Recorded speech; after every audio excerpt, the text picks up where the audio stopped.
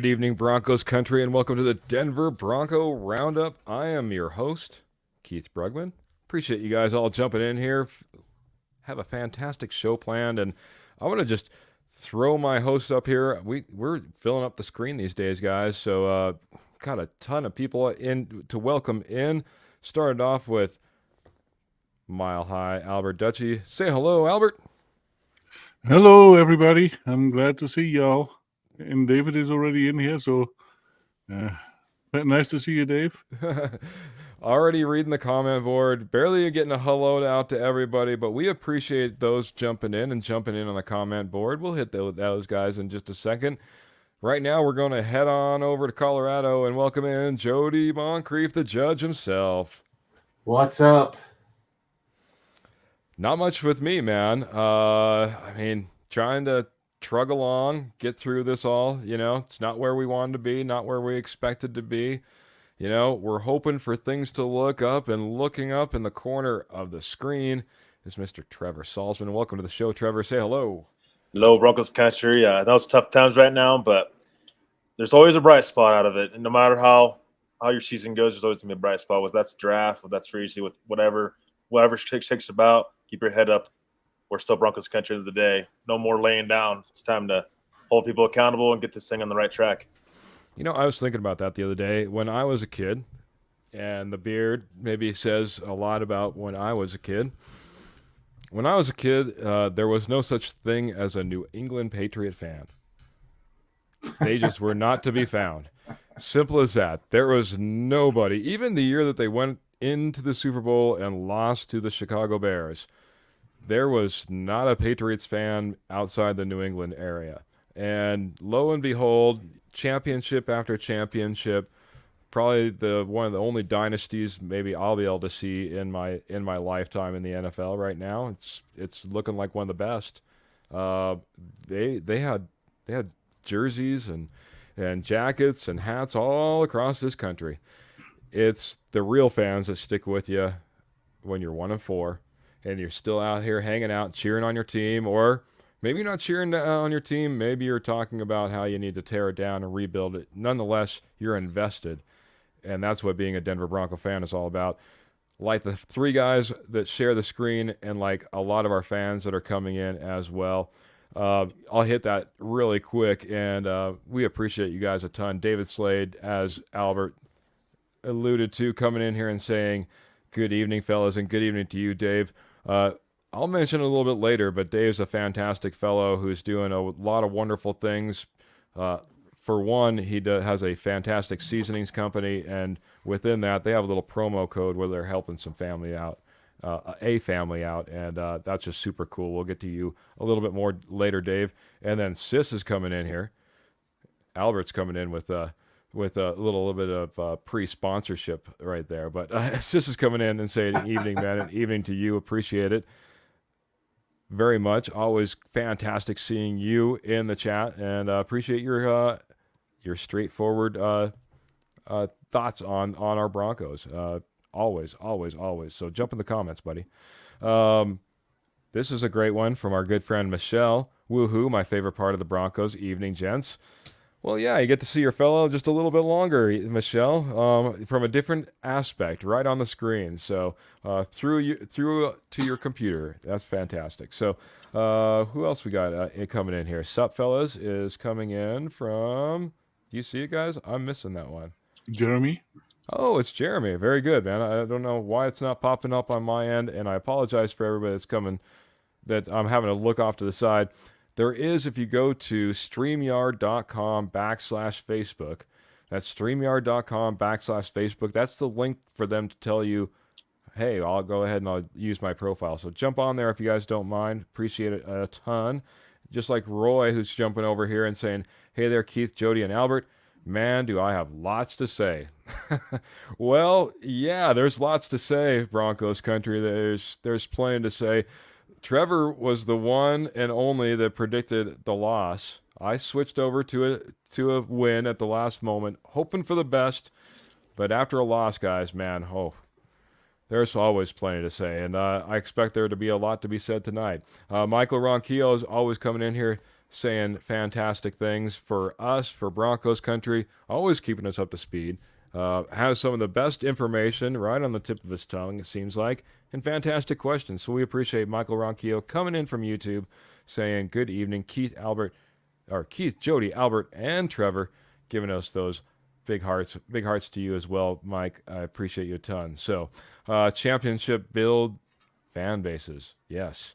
Going back, that's from Jacob over on YouTube, and that's exactly how it goes. I'll jump over to Dave's comment in a second, guys. I want to just quickly, guys, we'll hit this game really quick. I'll go for those guys that really expected to maybe a win. Albert, your expectations of a win compared to the loss. Give me one or two key factors, of why it flipped from that win in your mind to a loss. Too simple coaching. The defense is not getting coached properly, and our offense, the coaches cannot adapt to the opposing teams, and I think that is the biggest problems. So two coaches, coaching and coaching. Hey, tough to argue that we're having a heck of a time out there, especially on the defensive side of the ball. I will give credit. I've been kind of a Russ. I wouldn't say doubter, but I'm not going to give him all the accolades. I'll give you that. And Russ has looked pretty good this year. Russ has excelled into top 10 status in a lot of categories. So, though there is a lot to be left desired when it comes to what the offense is doing, I will give a little bit more credit than what I was maybe giving, especially even at the beginning of the season. He's getting better. The offense is getting better at times. Jody, one or two reasons we didn't come away with a win. You wanted to win. You predicted a win. To me, it's really two simple things. We can't stop the run, and we don't commit to the run. Oh. When you were giving up, I don't know what we gave up, 200 and some odd yards. I mean, we're getting gashed. Dudes are getting blown off the ball. I seen one play get broke down today. We had a guy in the one gap right over the center, and then Nick Benito's way out in the 9. I mean, there's just a massive hole there, and Brees Hall's into the second level. He could have walked to the second level. He had so much room. Linebackers don't fill. Jackson's been fined 3 times this year. He's afraid to hit anyone now because he don't want to get fined. It's horrible. And then on the offensive side, we don't commit to the run. 15 runs, 39 passes. Sean Payton, for the second week in a row, says he has to do better. He has to stay focused and commit to it more. Well, stop talking and do it. You built this roster, to be a run-first team, and you've done the exact opposite. Can't stop it. Can't commit to it. It's all about the run. It's all about the coaching. Trevor, you predicted a loss. You were actually, as you said, you were pretty dang close to your prediction, actually. Not happy about predicting a loss for the Denver Broncos. Wanted to be wrong. What went right in your prediction? What did you get right? What were you spot on about? Well, so the reason why I picked the Jets to win this game is multiple reasons. I thought Zach Wilson would show up in this game. Broncos defense has been really bad as far as stopping opposing quarterbacks. Zach Wilson didn't have the greatest game in the world, to be honest. The Jets commit to the run more in the second half. 234 yards rushing against Broncos defense. It's not going to do it. The first, second half will always continue. First half, we're seeing a completely different team. This is the first half team, Broncos team that looks like they're ready to go out there and ready to play. Mm-hmm. And then you see a second half team that just looks lost out there on both sides of the ball. Broncos scored 8 points in the second half on offense. We've seen, 4 or 5 3-and-outs. Yeah. And this is an offense. And again, I don't understand Sean Payton coming out when he says, well, there was a game plan to be made out there, but I didn't stick to it. That does not look good for you. And that does not give me any confidence that you know what you're doing out there. You have 24 seasons of NFL experience as an OC and as a head coach, and this is what you say, that I didn't stick to the game plan. Jaleel McLaughlin in the first half this is the guy that you should have been building your offense around. He looked good in the first he's half. looking electric at times. Yeah, Yep. and you go away from him. You go away from the running. You sign Michael Glinchey, Ben Powers. We spent this money on the offensive line, and you're going against it. You're going pass heavy. Of course, the defense is going to figure it out eventually. That's why you've seen the Jets figure it out. You got after Russell Wilson. He was pressured. He's panicked all day long because it's predictable. You're not mixing things up. You're not balancing things out like you should. Yeah. So of course we've seen the Jets defense get to Russell Wilson, get in his head, and that's when you've seen him mess up the most. And Russ had his worst day. So a second vote for that can't stop the run, and then on the other side, hey, we just can't make the adjustments second half. We're terrible at adjusting, similar to what Albert said in the coaching piece. So kind of all looping right back around. Albert, I saw you having your finger up. You wanted to chime in. Feel free, buddy. Oh, but you're on mute, so that's going to be really tough. Not anymore. Okay, very good. Okay, here's my thought. Is this all on purpose? It's tough to get 53 guys to do things on purpose, plus all the other coaches. I mean, I don't know who it is on purpose. You can throw a lot of things, but boy, we can get into that here in a little bit. We're trying to be getting into, what this team may look like after this next game. And, whether it's on purpose or whether it's not, I think there'll be some changes regardless at that point. And like I said, we'll get into it in just a little bit. David Slade, like I said, might as well do the little bit of sponsorship right now, is a fantastic sponsor of the show. He has Willis Seasonings and Blends. He ran his little contest over in the Facebook comments. So Willis Seasonings, he said, is giving away the first person that can tell me what city or town Jody Moncrief lives in. And Sis was the one who came in with the answer all the way from the East Coast. He knows that Jody lives in Craig, Montana. And then David Slade comes in and says you win. So congratulations on that little side contest. We'll talk a little bit more about Willis Seasonings, all the wonderful things they do, including side contest in our Facebook comments. I appreciate it, Dave. Congratulations to Sis, and pick out a good one. I suggest SPG, salt, pepper, and garlic. That's my favorite. This is my favorite. Sweet heat for Albert. The Memphis style rub is my wife's favorite. You can't go wrong, I guess, is where you're going, I guess. But, mix it up. Try a few. Anyway, I digress, man. I predicted a win. I had it as a loss. I went back to a win. I really was thinking, again, that, hey, if we have the ability to stop the run then and put it all into Zach Wilson's hands, then we have a chance. We have a chance. I knew this defense was going to be tough. And, every time that, someone gets mad that, an opposing player makes a play or, whatever you got to remember that those guys are paid to play as well. Those guys are out there fighting for their jobs as well. If that guy was on your team, you'd be dang happy that, he's out there making plays because, good play is what we really appreciate. Unfortunately, there's been too much good play on the side of our opponents and not enough on the side of the Broncos. But, boy, like I said, my plan backfired for a win. We obviously did not stop the run. And with that, we had no ability to be in this game, in my opinion. That was a key component. Should have never allowed 31 points on the board. And if you can shave off, 150 yards that they put up or 130 yards that they put up and keep it 100 yards in rushing, then you have an opportunity to do so. But we didn't do that. So I digress, guys. And unfortunately, we go from another disappointing loss. New York Jets come into town, beat you at home. It's not what you want. And then what do you get? You get to turn around quickly to a Thursday night football game versus one of your biggest rivals, one that you haven't been able to beat in I don't know how many seasons. It's like 15, 16 games if I remember correctly. 17, 15, 16, 17. They all just keep stacking up anymore. Too many. Can you call it a rival if you never win? Yeah, going back to, what was that, Frank Clark? That was a Frank Clark quote, if I remember correctly. Can you really call it a rival if you don't win? It's time. It would be a fantastic start. Let's start talking about this game that's coming up. Albert, I'm going to start with you.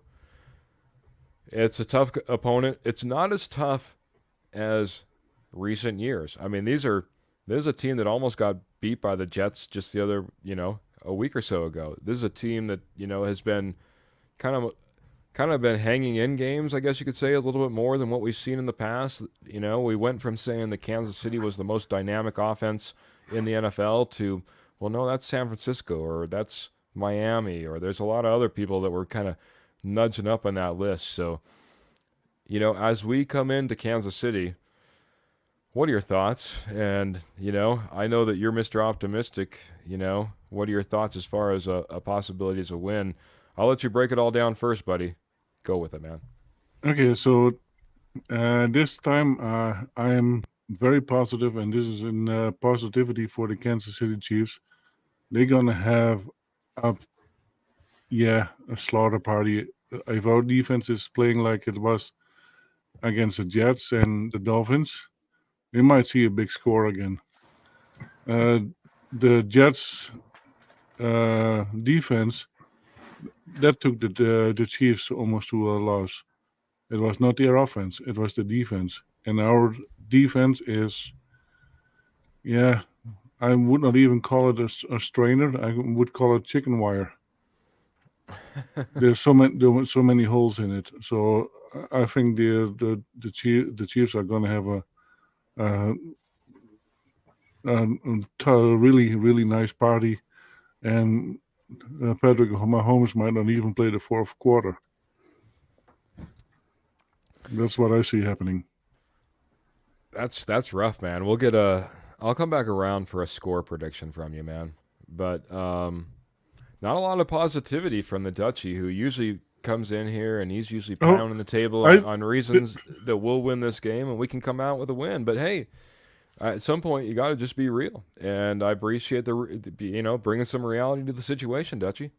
Yeah, we could have been worse. We could have been like the Panthers, 0-5. This is true. Panthers are 0-5. No first we're round not picks. the only 1-4 team, so we're not at the bottom of the barrel, unfortunately. And I think it was you, Albert, that maybe threw it up in our little chat board on the side. We don't have the easiest schedule coming up. In fact, we have one of the most difficult schedules, and we can maybe get to that a little bit here in a little bit.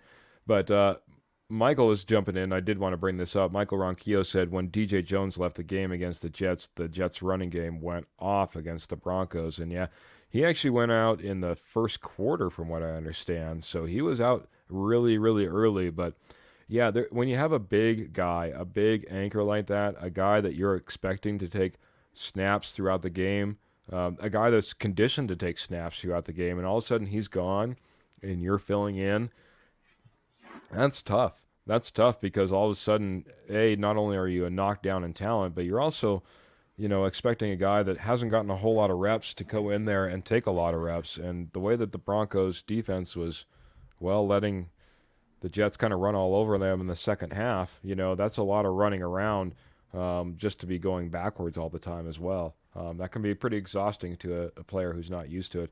He also said one of the worst things was losing to Nathaniel Hackett, and boy, ain't that the truth. I'll get into that here in a little bit, and I'll throw a little bit more in the comments. I see some guys asking, what do we do next? And we'll get into that here in a little bit. But I want to get over to Jody, and I want you to think, again, going into this game, our possibilities, our plausibilities, what you think the outcome looks like. We'll get it back around here in a little bit for a score prediction. But what are you expecting heading into this game? I think Isaiah Pacheco might run for 500 yards this game. Okay. Might be a little bit of an exaggeration, but I understand the point. I mean, we don't – there's been no sign of stopping it. So, and with DJ Jones being hurt, I don't know what his status is going to be. I don't see it getting any better. Kansas City has a good O-line. They have tight ends that actually block. So Patrick Mahomes may not have a big game because they're running the ball every play. Yeah. That good question that's coming in. It says, will Pacheco run for 200 plus? I would have to say, if we had to put our crystal ball in, if we had to see what we've seen so far and project it forward, I would have a hard time projecting less. But that's a good question, Dave. He did come in and say, I think a lot of people are discounting the Jets. They have a really good defense. Remember, they beat the Bills week 1. Bills have had their own struggles. But yeah, this Jets team was just, a quarterback away from, possibly a Super Bowl, is what some people were predicting. That quarterback, unfortunately, didn't last, 40 seconds or whatever it happened to be. I can't remember exactly what it was. It was quite amazing, but turned their season in a different position. But all the rest of that talent is still there. And, that's the reality of the situation, especially when it comes to the defensive side of the ball. So, I try not to discount the Jets, but you were in the red zone, 2 times inside the 10, and you ran stupid plays and settled for 2 field goals. You handed them 5 points. Well, Yeah. Isn't it going back to coaching? I'm not counting the fumble at the end, whatever, but you handed them a safety. You handed them 3 when Mims fumbled. So I do got to say this though, man. Russ better hold on to that ball. He can't keep up what he was doing last game, fumbling. I mean, twice. and this goes back to me when they reported. I do want to get over to Trevor on his. Go ahead, man. When they reported in training camp about him not ever practicing goal line situations, well, when you're down inside the 10-yard line, that's basically goal line to me. And it's like he just picks a play on the chart and runs it. I mean, why are we running that little screenplay or that little quick out to Mims? When the Broncos did it, they were throwing it to their biggest wide receiver, Thomas, and you need someone that can, lower their shoulder and try to break tackles. Let Sutton or somebody big do that. Yeah, a lot of decisions that kept points off the board in that Jets game. Especially as we got close to the goal line. I'll 100% agree. Too many times. I think it was at one point the announcer said that they had 5 or 6 field goals all within 35 yards, and that was between both teams, obviously. But that just spoke to the inability to be able to get it into the end zone. And, Trevor, we hope that might be a little bit different as we head off to Kansas City, and we'll be able to punch it into the end zone. I know that you were the one person who predicted maybe not the most rosiest of outcomes versus the Jets, though, so I don't know if I'm going to predict a win from you here versus the Chiefs. Give me a breakdown of how you think this game is going to go out, and then I got to get into these comments as well. So, yeah. And really quick, Kenny, the answer is yes. I don't think this game's going to be any better for the Broncos. I think your get right game was against the Jets. Again, you got to think that the Broncos locker room, I'm really curious on this, is how they're thinking. There's been some chatter in the locker room recently that players are really concerned that this might be a teardown. That was from James Palmer, and that's the guy that's really connected with the Broncos situation. I would imagine guys aren't confident at all in their abilities. This is losing against the Jets. I mean, that was your one game that you could have. Okay, it's confidence builder. Let's go. We can go to Kansas City now. We can beat the Chiefs if we beat the Jets. And they just didn't do it. And the Chiefs, they're averaging 25.5 points a game on offense, and the defense is allowing 16 points a game. I mean, the way the Broncos' offense has been so inconsistent. It's not just one side of the ball, the other. It's both, guys. It's a team game at the end of the day. You can play great defense and win for a little while, but that's not formula for a Super Bowl winning team.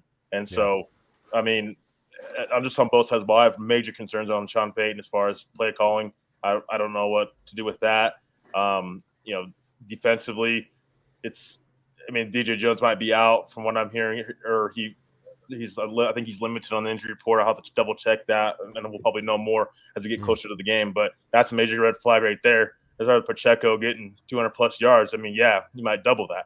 I mean, so it's something that's going to happen. I guess the one bright spot I would hold on in this game is maybe the Chiefs might not have Travis Kelce from what it sounds like. So, and that's just a maybe. I'm not sure. I think Travis Kelce wants to play, but we'll see if the Chiefs actually want to push him going against Denver and their defense. I mean, I don't see the reason to push him in this week, but it's a rivalry, so they're gonna try to stick to the Broncos the best way they can. So, yeah, not looking rosy. Not looking rosy all the way around the board, guys. It's tough to be optimistic. It's tough to see, the possibility of marching into Kansas City for the first time and 18 tries now this would be, and coming out with a W, especially just given the way our season has gone. That being said, Ernie Mays, I got to appreciate you. He's coming in with a big old bucket of positivity, man. He's saying, hello, man. Go Broncos only. Please don't give up. There's 12 weeks left. And that, I was thinking about that, man. There is that possibility. Anything is possible. Can you imagine if we ended up being 13-4, rattle off 12 wins in a row? I mean, I know that's like so outside the realm of possibilities, but at the same time, if 13-4 is possible, how close can you get to that? You know what I mean? And boy, there's still a lot of football to be played, I guess is the best way to put it. You never know what's going to happen. You never know when a spark is going to, be lit and a fire can take hold. There is a lot of talent on this team. Whether they'll be around to see this Broncos season out, that'll be another question. We want to get to that, and I see a lot of people in the comments, again, kind of alluding to some of the questions we'll be getting to here in a little bit. I did want to get to Kurt. He said, "What's up, boys? Our defense is a joke. Next year, in draft, our first round pick has to be the best defensive player on the field. Need 2 middle backers. Both our guys are backups. First 2 picks next year have to be defensive players."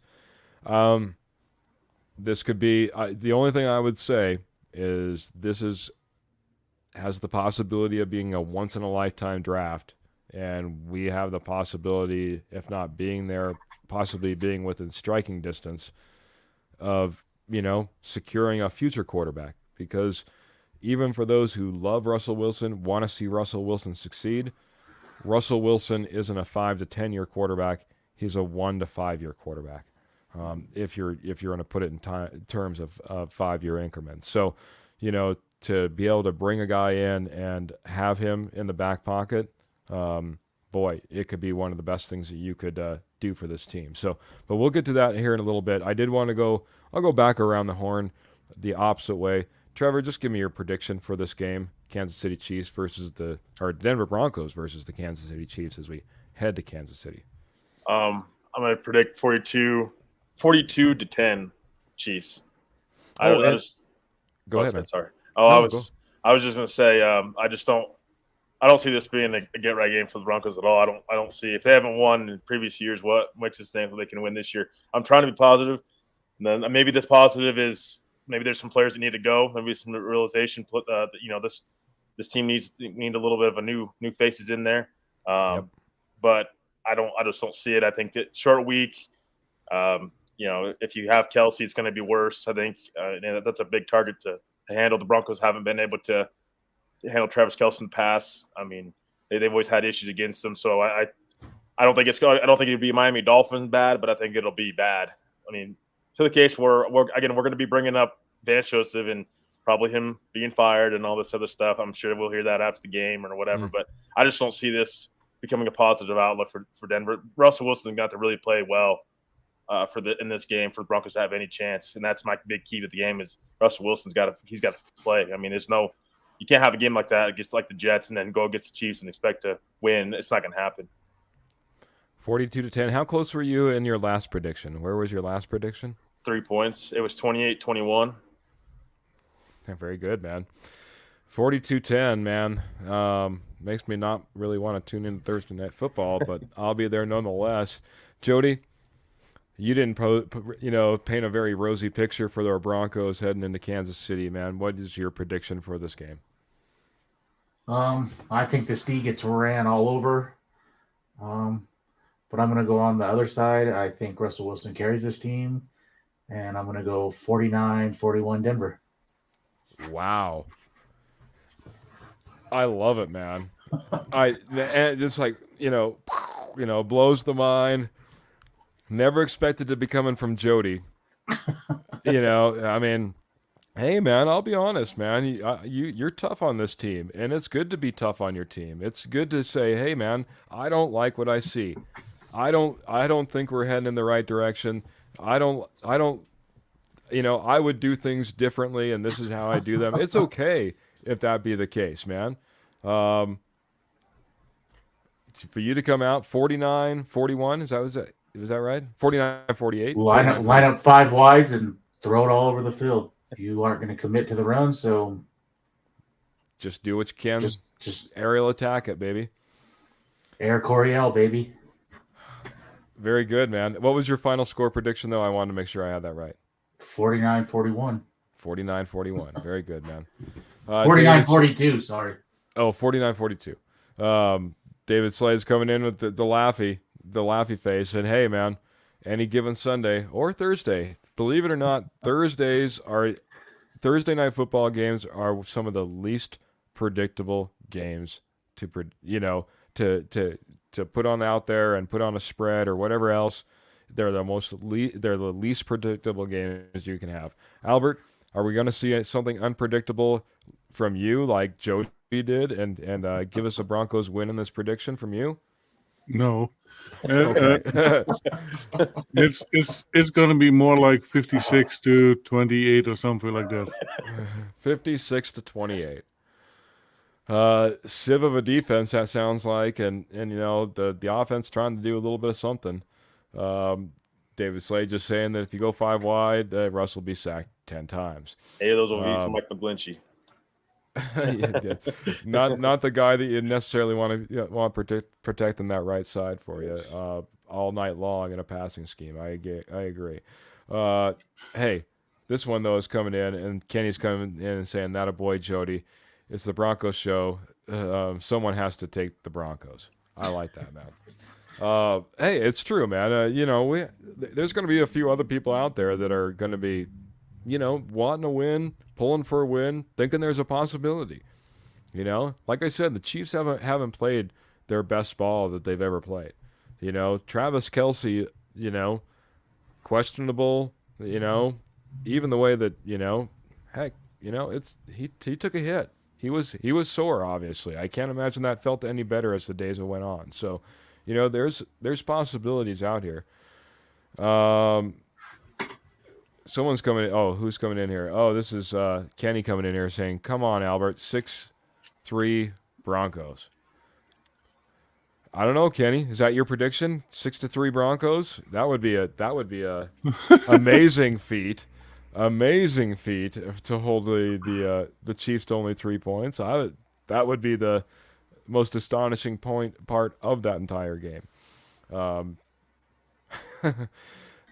Guys, boy, I guess it's down to my turn to put up a prediction here. I don't feel good about it. I don't think there's any reason to feel good about it. I think that, and we'll get to this in just a moment, but changes will be coming because of after this game. I'll be nice. Yeah, I'll go 35-13 in a Broncos loss here. I just, it's this Chiefs defense is, we talked about the Jets defense. It's a completely different animal, but it's aggressive. They can eat, man, and this offensive line hasn't shown a whole lot to show that they can hold that off. So I think it'll be tough for the Broncos to score points in this game.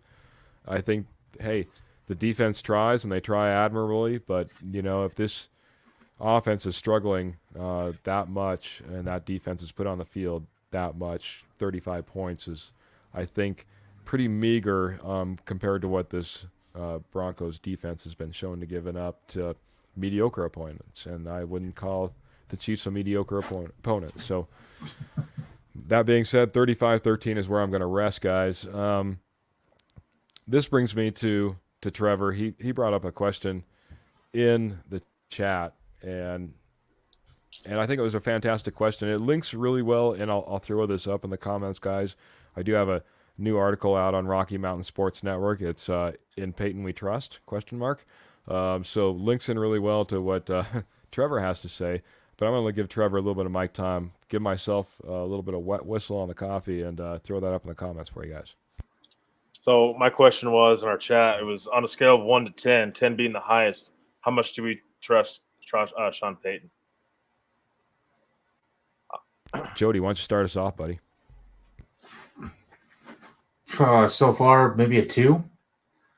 I keep hearing let him get his guys in here. You got to give it time. Well, the guys he has brought in here this year have been bad. And I'm only going off of reports that George Payton has been neutered, and Sean Payton is basically picking guys now. So Mike McGlinchey, not a good acquisition so far. Ben Powers, average at best. Both your tight ends, Troutman and Manhurts, have done nothing. Marcus Callaway, Tony Jones, guys you brought in from New Orleans, not even on this roster anymore. Little Jordan Humphreys has done really nothing. Your first pick in this year's draft, Marvin Mims, you won't play for whatever reason. Can't run, whatever the reasons are. He's still your most explosive plays, drop plays that he's successful in. You don't commit to the run. There's nothing that he's done that I say that is what gets me excited. And Russ, you have a future Hall of Fame quarterback who is, by all accounts, not a pocket passer like Drew Brees, and you want him to stand like a statue in the pocket and throw the ball 39, 40 times a game, and you will not, for the life of him, call anything that Russ feels comfortable in. So Russ, in a system that you can tell he is not comfortable in, has almost 107 rating, getting the NFL over 1,000 pass yards. Imagine if Russ did something like Gary Kubiak the year the Broncos won the Super Bowl, and they compromised a little bit. Kubiak wanted Manning under center. Kubiak wanted in shotgun, so they coexisted and ran pistols so they could still get something out of the run game. Imagine if Sean Payton just did a little bit of something to contribute or called plays that helped Russ. But we have seen none of that. We don't commit to the run. So, yeah, right now, very low for me. 2 on a scale of 1 to 10, Trevor. That's pretty low, man. I don't know if anybody else will take the cake on that. And speaking of taking the cake, I just mentioned, I saw this in the comments, man. Happy early birthday to Michael Ronquillo. He'll be eating his cake on Thursday, and with that, I hope Jody is right. I hope on the score prediction, I hope it's celebration after celebration with 49 points on the board, and the confetti is flying in the Ronquillo household. But let it go back to you, Trevor, and we can go around the board. So I guess what I'll push back on this, guys, is another question I got from what Jody was talking about. Do you mind if I ask Albert's 1 through 10? Oh, yeah. Go ahead. So on a scale of 1 to 10. Go ahead. Go ahead. I'm sorry, man. No, it's okay. Albert, did you hear my question? Yeah, about 0 to 10 qualifying Payton. Yeah. I don't want to give a number because I think there's much more in play than what we probably see.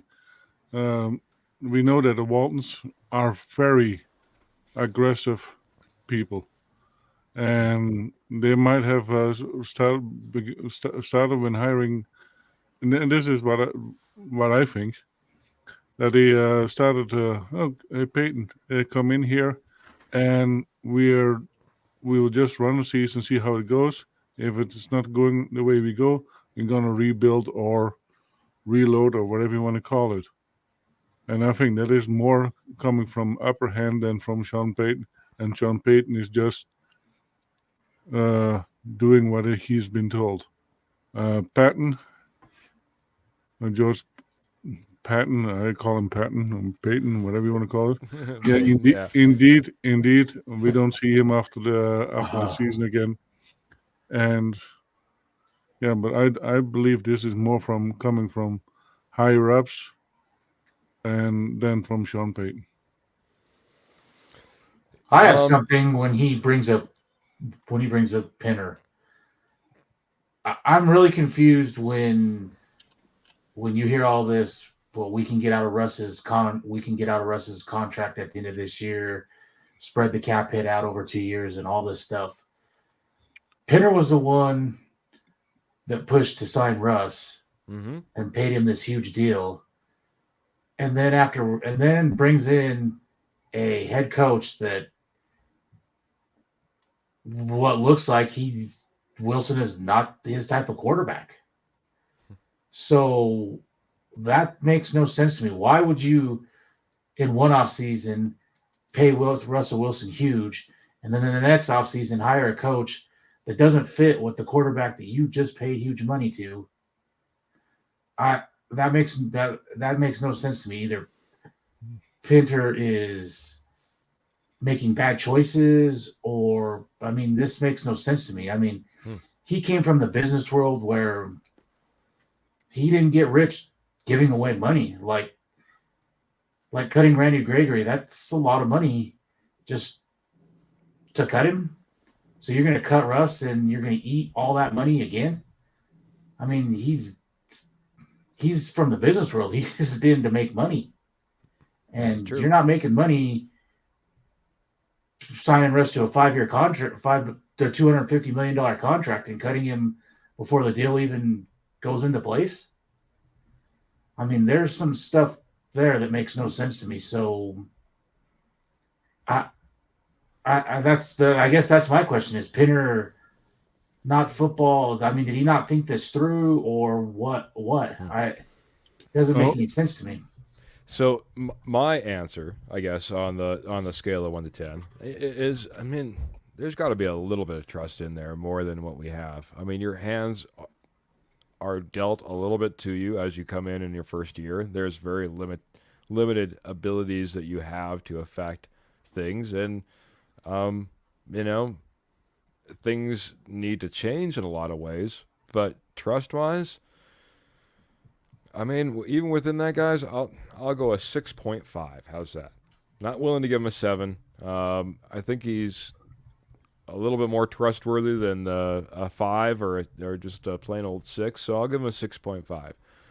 I don't like some of the moves that we made. I don't like some of the, to be honest, the Saints 2.0 failed experiments that we've seen kind of come through. What I've seen I love the Ben Power signing. I thought Mike McGlinchey was a great signing.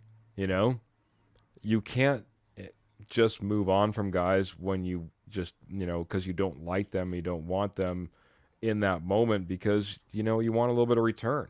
You'd like to see Jerry Jeudy go out there and catch a few passes and maybe impress a team or two so that you can get a little better trade value. So I think it is a longer process.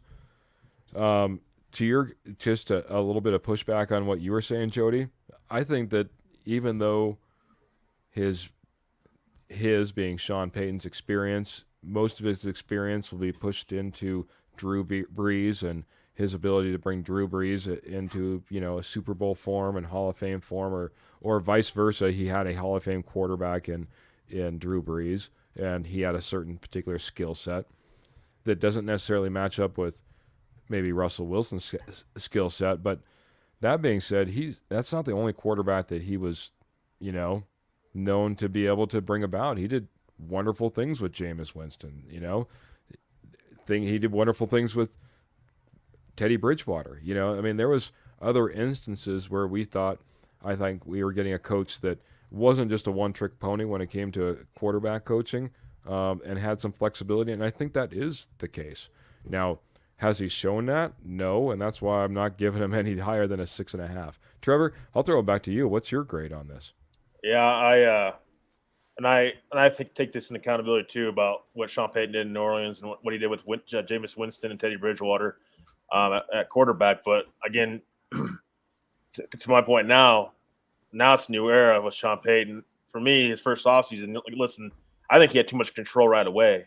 I know George Payton was under fire, but I mean, you're bringing in a head coach already to have control. We saw how that turned out in Houston with Bill O'Brien. That did not turn out very well. And so I know Sean Payton had some good teams back in the day, but again, the NFL's changed. So Samaje Perine, Zach Allen, Vance Joseph. Also, I would, off of Jody's point of moves that Sean Payton has done this past offseason that I have not worked out at all. He has found Marvin Mims and Jaleel McLaughlin, but that's about it. I don't think Sean Payton right now has done anything to prove that he can handle this team by himself, personnel-wise, in the offseason. Wow. I think you've got to if George Payton's taking a back seat to this team right now and to the decision making, then it's probably best that you move on from George Payton and get a GM that has got to give Sean Payton some pushback. You can't just let your head coach be the guy that calls the shots. That doesn't work a lot in sports. You have to hire GMs that know what they're doing, and let them build for their team and let them handle that side. Yeah, Sean Payton will get some sort of say-so in it, but I don't agree with him going out trying to hire a GM either. I think that should be Greg Penner's thing, going out and hire a GM. I don't think Sean Payton should get the say-so of who his GM is with or whatever. What have you done so far to earn that in Denver? You haven't done anything in Denver so far. Yeah, the offense looks a little bit better. Russ looks a little bit better. I mean, well, we should a little bit better, a lot better than they did last year. But other than that, I mean, his personnel moves have not panned out. So I don't understand why we should give Sean Payton any sort of leeway into what the Broncos do in the future as far as making offseason moves and picking GM. That's a Penner thing. Penner's got to get that right. And that's the thing also what Jody – want to kind of go off what Jody was talking about in his question earlier. I think Penner's inexperience has really hurt this team. I think in a way he really kind of – I wonder if he didn't take the easy way out trying to get Sean Payton as his head coach. I know Sean Payton's experience is obviously well written, but again, you had to give up a first, second, and a second round draft pick, and you gave him $18 million a year to bring Sean Payton to Denver, and he's not done anything. So I just don't know. I mean, this is why I'm holding Sean Payton to the standard that we should be holding him to, and also George Payton, but more just Sean Payton because of what Denver had to give up for him. And Sean Payton's going to have his time in Denver to do what he needs to do. But the Broncos aren't firing him at the end of the year. Unless Sean Payton resigns, he isn't going anywhere this year. This year. So it's just going to be, can you get the right GM in here to really build this roster back up to where it needs to go? Because I don't think that George Payton just been the only fault at this. I think John Elway has as well. You can go back to John Elway era as well. Yeah. A lot said there, man, but a lot of truth said there, man. I mean, very, very, it's not very often that, again, all control, all power in the hands of your coach. Bill O'Brien was a great example of that, of it just not working out. Bill Belichick earned that right over many years, but at the same time, we're also kind of seeing that maybe Bill Belichick was a product of something else. And maybe those draft picks haven't been working out all that well for him either. So another great example, though we see success in that franchise, right? And look at Bill Belichick. He is just like Sean Payton. He's loyal to a fault. Bringing Bill O'Brien back, who was horrible in Houston, who was horrible when he was the OC down in Alabama, and then he brought him back.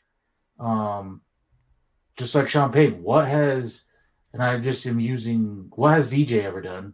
VJ has never lived up to. You can say he's had a top 10 defense, but it's never improved. On the second year, it's gotten worse, and it's never been an elite defense. What has Joe Lombardi ever done? He's like tied to the hip of Joe Lombardi, and that's where I think Penner, where I'd like to see something like Texas A&M did. They finally forced Jimbo Fisher. You're not calling plays anymore. You're going to hire an OC, and that's it. And you're going to run this team. You're going to be the CEO of this team. You've got to coach both sides of the ball, and that's it. And you can't do that when you are calling plays. And you look at the most successful teams. Yes, there are some one-offs, Andy Reid, Kyle Shanahan, Sean McVay, but successful coaches he gave up play calling to focus on both sides of the ball. Look at Detroit. Look at all these teams. Look at Buffalo.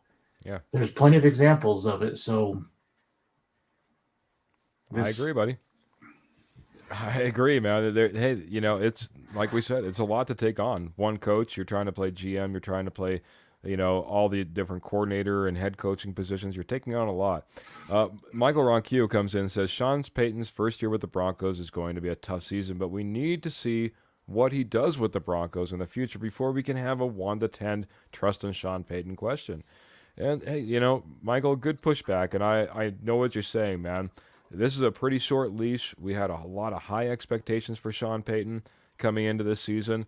It wasn't a like, hey, let's give him a few years. It's going to take a little bit of time. He's going to have to put this all together.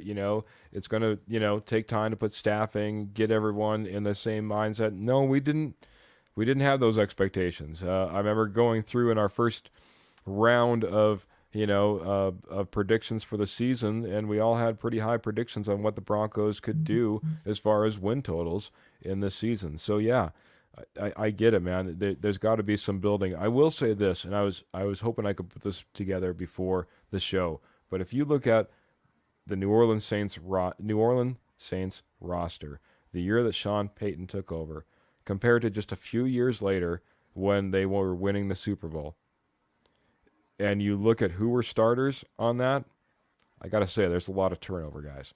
There's a lot of turnover, and Sean Payton did it in a fairly quick amount of time. That being said, those guys that first year that he was taking the field with, there was a good percentage of those guys that weren't celebrating Super Bowl with him just a few years later. So there's a little bit of a point to what Michael Ronquillo is saying here, that, hey, this is just year one. Kind of like even Albert was saying, hey, man, this might have been brought in and said, hey, work with what you got, and then we'll maybe pull it down and put it back together. And I want to bring it over to Albert as we start to close this up and start talking about, as we predicted, I think we all predicted. Well, no, Jody didn't. Jody picked out the miracle win. But if we do end up losing in this Chiefs game, a lot of people are thinking that's when, boy, we could really start making some changes on this team and on this roster.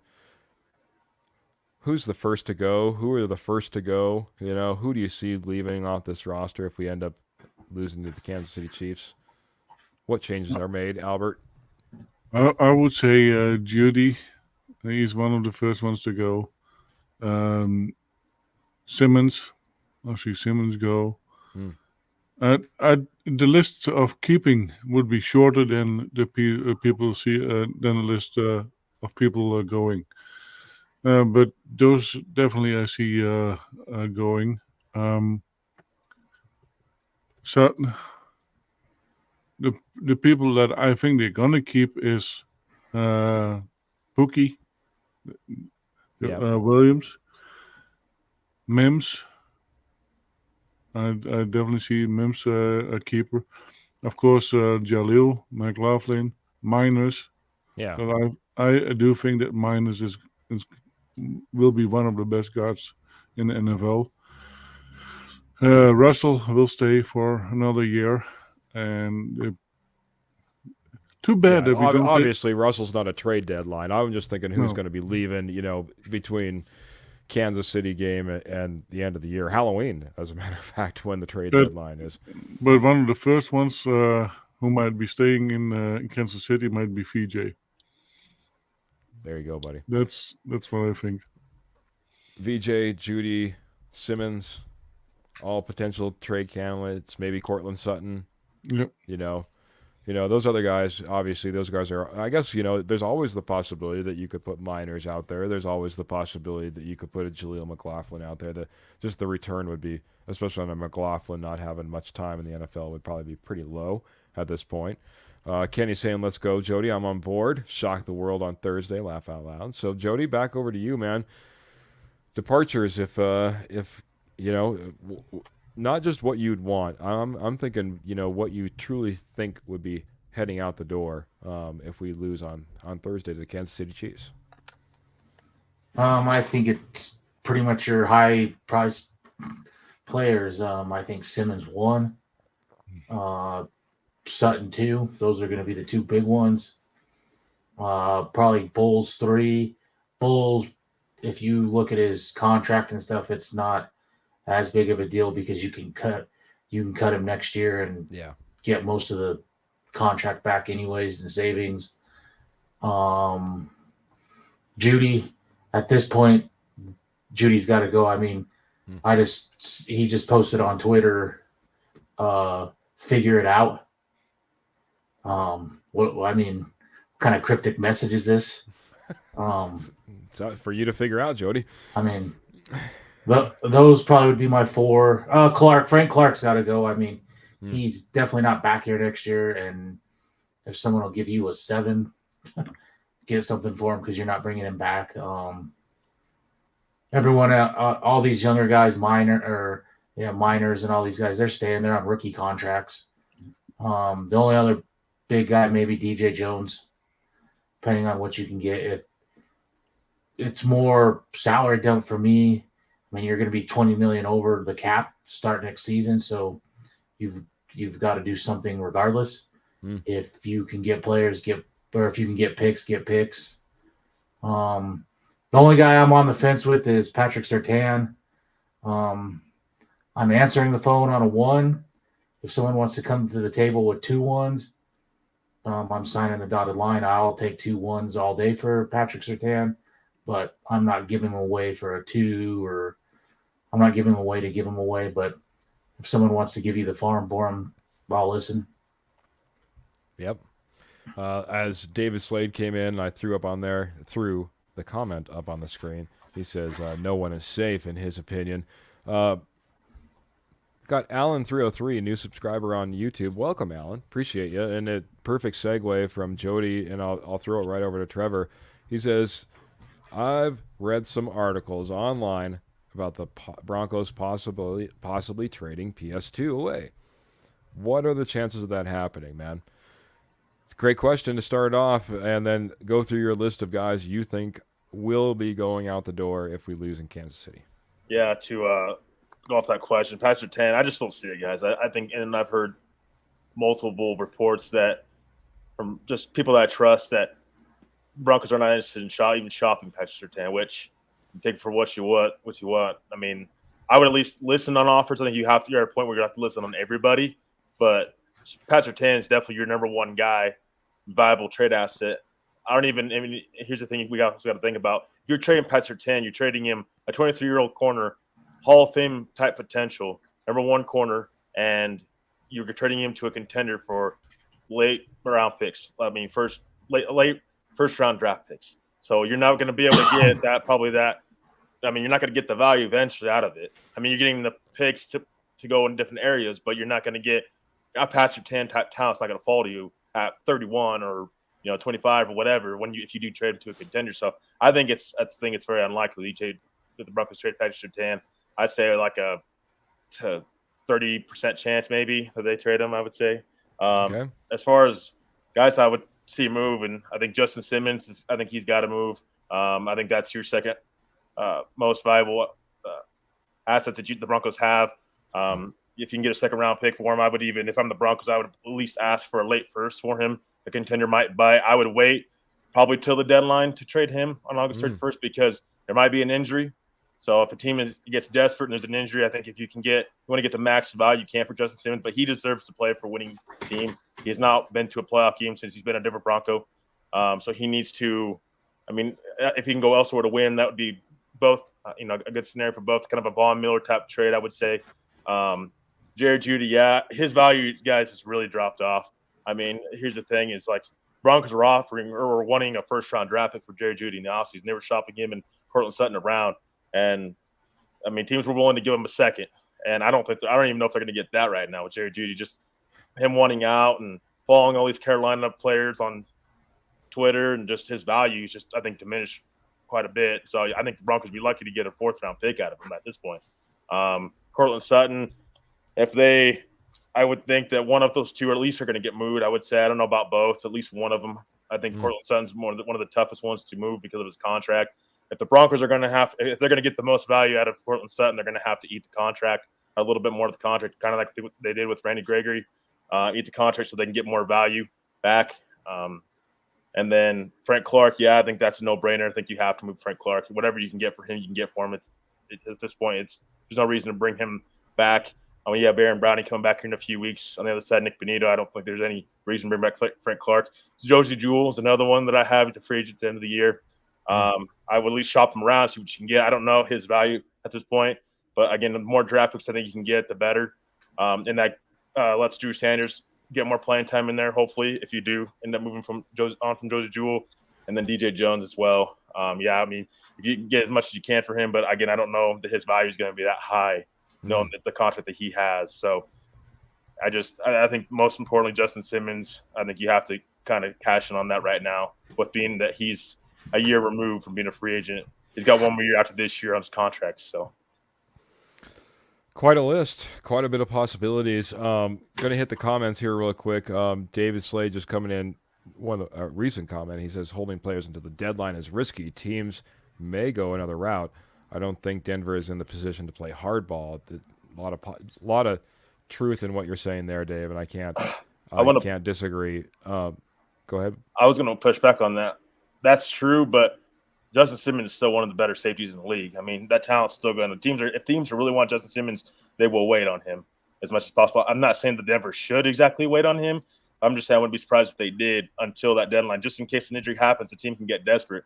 I mean, you're pushing from a third-round pick to a second-round pick. I mean, that's drafting where Denver's at right now. Denver doesn't have a second-round draft pick.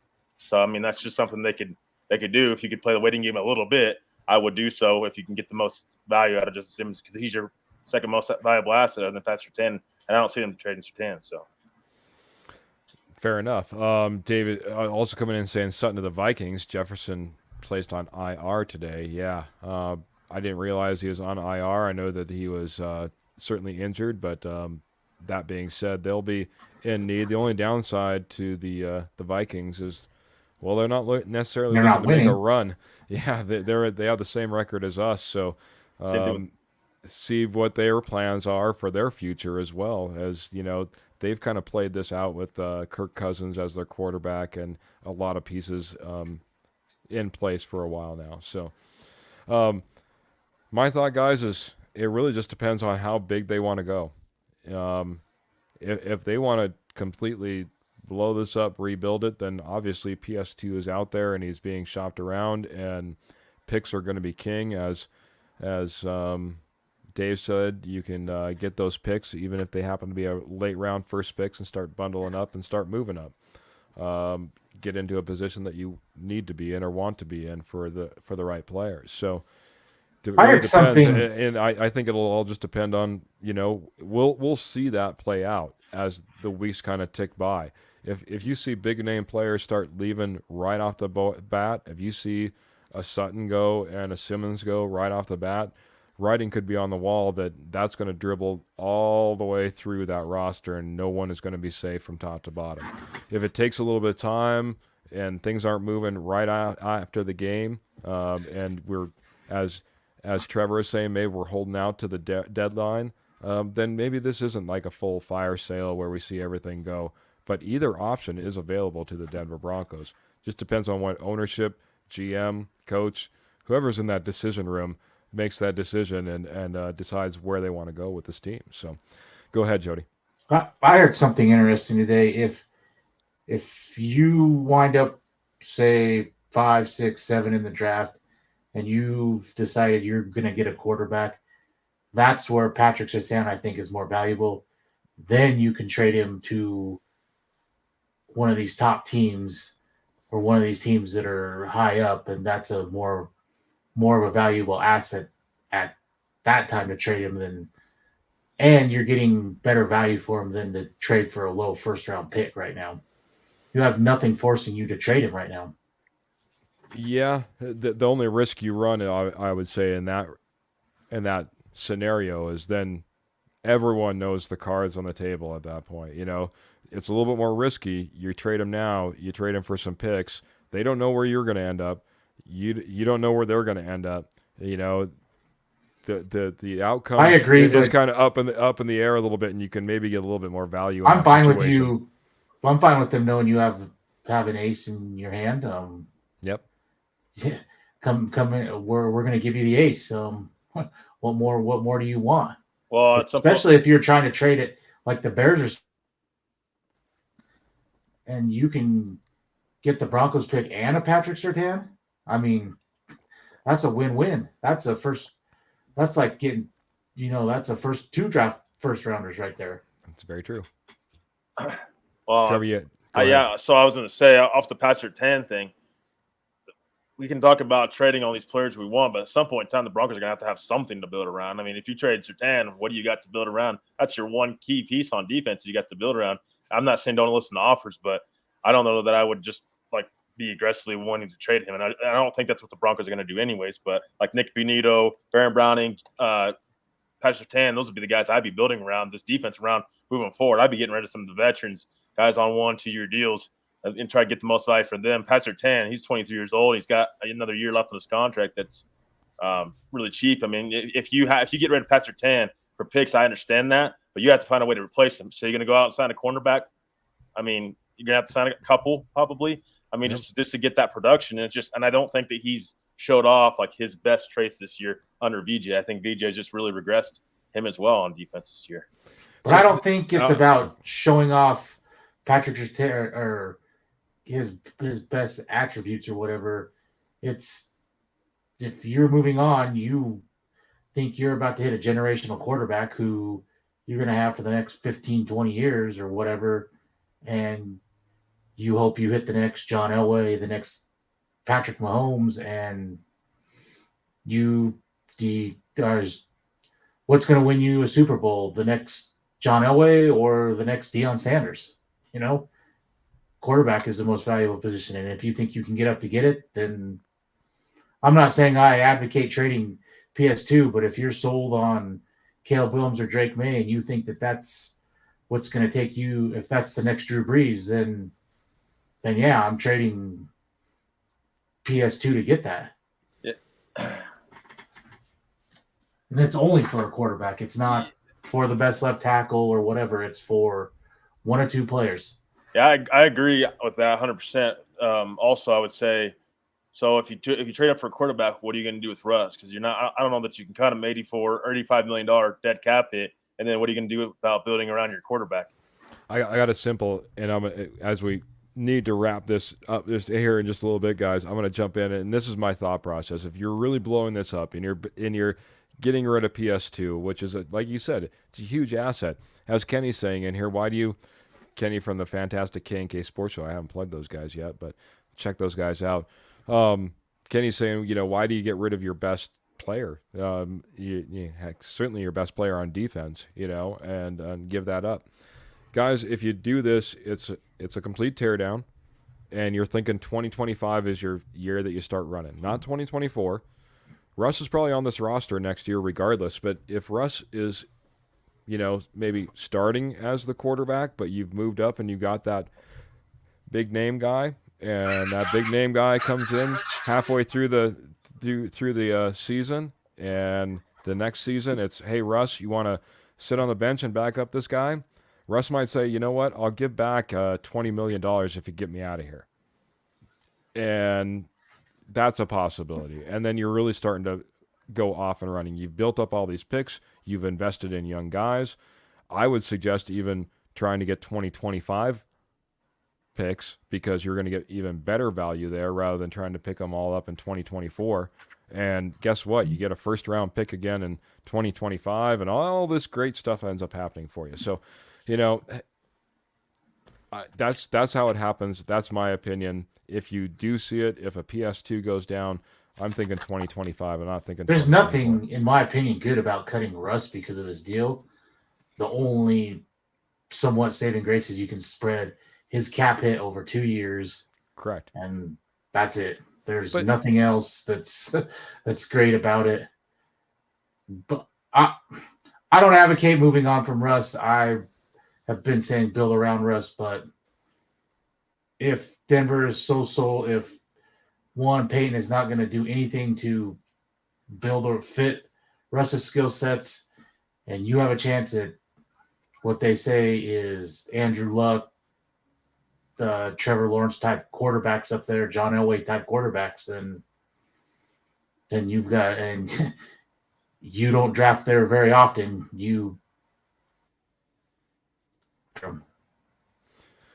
Michael Ronquillo, and he puts it up here in a way. I'm gonna change it a little bit, and I'll just go rapid fire all the way around, guys. If you have a chance at getting up into the top of the draft, and you have the possibility of Williams or Drake May, which way are you going? He's saying lots of Broncos country are wanting Drake May. Albert, do you have an opinion on this? I know that you're not the biggest college guy, but Caleb Williams or Drake May, do you have a thought there? From what I heard, it is Williams is one of those generational players like Trevor Lawrence and Andrew Luck, and I think that's where you want to go then. Very good. Jody? I would say probably Caleb Williams, except for he put a list out of 5 teams he wants to play for, and Denver is not on that list. So there's nothing. He's not forced to come out this year. He can go back to college. I will say that just really quick, Jody, that list didn't come from anybody substantiated. So just put that in your little bucket. But it makes you feel a little bit better. But he has nothing. If he don't want to play for the Broncos, I'll go back and make millions of dollars at USC and come out again.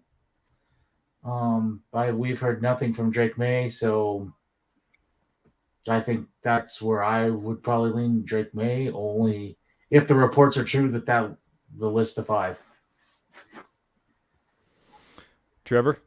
I say Caleb Williams, but again, I haven't done a deep dive on draft stuff yet, so I'm still in season mode. But I would say Caleb Williams as far as the hype goes, and I've looked at stats a little bit as well, but I would say Caleb Williams, just generational quarterback, possibly, yeah. I mean, I don't know if the list is true or not. If the list is true, I mean, you don't want that coming in, I think, as your franchise quarterback per se. If he's already coming in with I'm not going to play for this team, blah, blah, blah, well, you're number 1 overall pick. I mean, you're not playing for a Super Bowl team.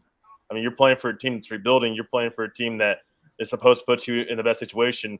A couple, might not be year 1, might be year 2 or year 3, but it's going to be down the line. But you can't sit there and, pick your teams if you're in the draft. I just don't think it bodes well for you as far as your personality for what the Broncos need in the locker room. Yeah. From all reports, like I said, I'm not the biggest college guy. I haven't dove a lot into them. I will say that I tried to stay up and watch Arizona beat USC, and it looked like that was going to be a possibility. I didn't make it very long though, so that's not fair to give any credence to my research, I guess is the best way to put it. So Caleb Williams is supposed to be a generational quarterback. I really need to look at Drake May as well.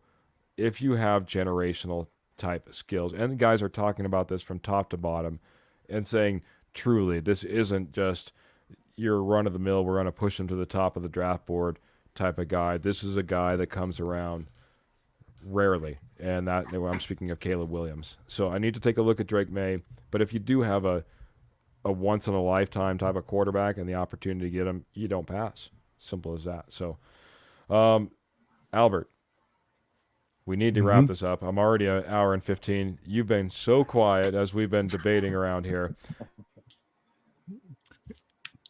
Other people had more things to say, so that's good. Mike. Oh, somehow we don't hear you. No. Let's see. Well, if we want, we can go around. Albert, what final thoughts? Any final thoughts for Thursday's game, and anything you're expecting post Thursday? Final thoughts. I think it's going to be a big win for the Kansas City Chiefs, and I think we will see some players and maybe a coach leaving the Broncos. But about tonight, we had 3 brand new guests that we have not seen before. There's Ivan Pasolya, Alan 303, and Everything Broncos podcast. And then we have our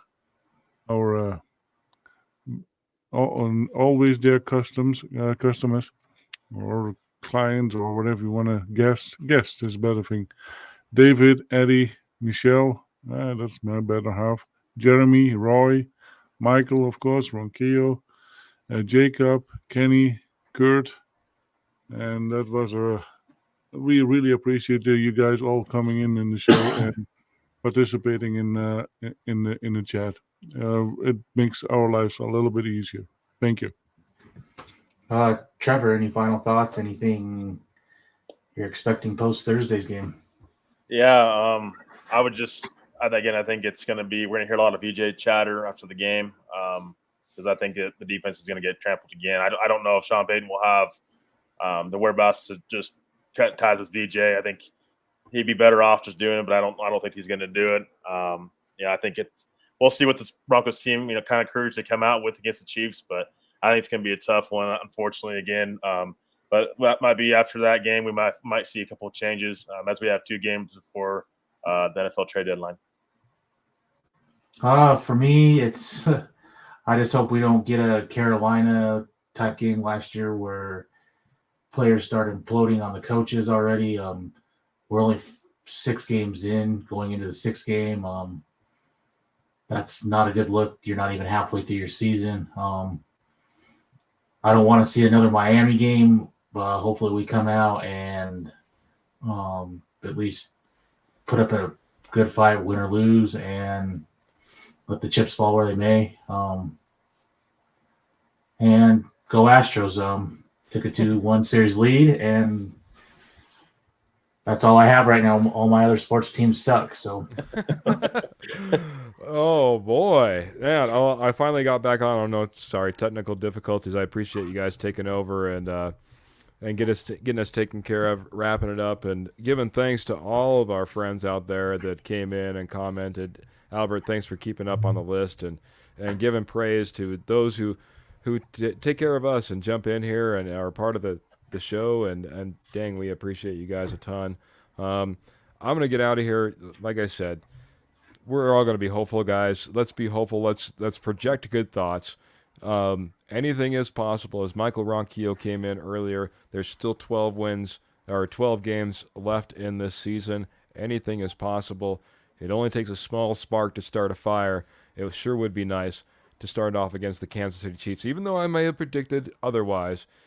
Dang, I'd like to be wrong. I'd like to be hanging out with Jody with that 49 points in that win for the Denver Broncos. So, hey, man, anything is possible. I love it. So, before I get out here, I do just want to say thank you so much for watching a fantastic Denver Bronco Roundup show. It's all about you guys, and we appreciate you guys a ton. As always, we're presented to you by the Rocky Mountain Sports Network. Check them out. I'm going to throw them up here real quick. I put in the comments earlier, guys, just had an article out there on the website by Rocky Mountain Sports Network. It's RockyMountainSN.com. RockyMountainSN.com. You can check them out on Facebook. You can check them out on X. Just search out Rocky Mountain Sports Network. You'll find them right there. They'll keep you up to date on all of your Colorado sports. Right now, we're in the middle of Broncos. Nuggets are coming up. Avalanche are coming up. And Rockies just finished up, but they'll be coming up before we know it. So if you want to keep up to speed on all your Colorado sports, check out RockyMountainSportsNetwork.com. I talked about it earlier, guys. Our sponsor is the fantastic Willow Seasonings and Blends. That's Willow Seasonings and Blends. And, guys, these are award-winning, blue ribbon, fantastic rubs, sauce, and spices company. Colorado-owned. They're Bronco lovers, veteran. So, guys, go out there and support WillowSeasonings.com. You can head on to the website at WillowSeasonings.com. That's WillowSeasonings.com. If you type in that promo code DBR 2023, you're going to get a little special 15% off. That's 15% off your entire purchase, as well as, hey, Dave's a fantastic guy, and he's chipping in $1 every time you use that promo code to a family in need. Over at Rocky Mountain Sports Network, we'll make sure that all that gets lined out as well. Guys, we appreciate you guys so much again for tuning in. I'm going to just check real quick to see if we have any final comments, and it looks like we have just one. Michael Ronquillo coming in all the time. Texas Rangers are going to win against the Baltimore Orioles 3-0. Hey, and Nuggets are playing the Suns in the NBA preseason tonight, so for all you Nuggets fans out there, that's getting taken care of as well. Guys, we're going to go ahead and get out of here. Always, you can catch us on Tuesday. Watch for upcoming shows. We're trying to work out some schedules for upcoming ideas. But, guys, if nothing else, enjoy the Thursday night game. We'll be hoping for a win, even though we didn't all predict it. We're excited to go ahead and cheer on our Broncos and appreciate fans like you and being like with fans like us, the diehards, guys, because at 1-4, that's exactly what you are, diehards. Appreciate you guys so much. Again, see if I can do this right this time. I guess I messed it up last time. Guys, keep your feet in the saddle or in the stirrups. Let's see. Keep your feet in the stirrups. Keep your gun in your holster. Keep the Broncos in your heart. And until next time, we're out of here, guys. Thank you so much.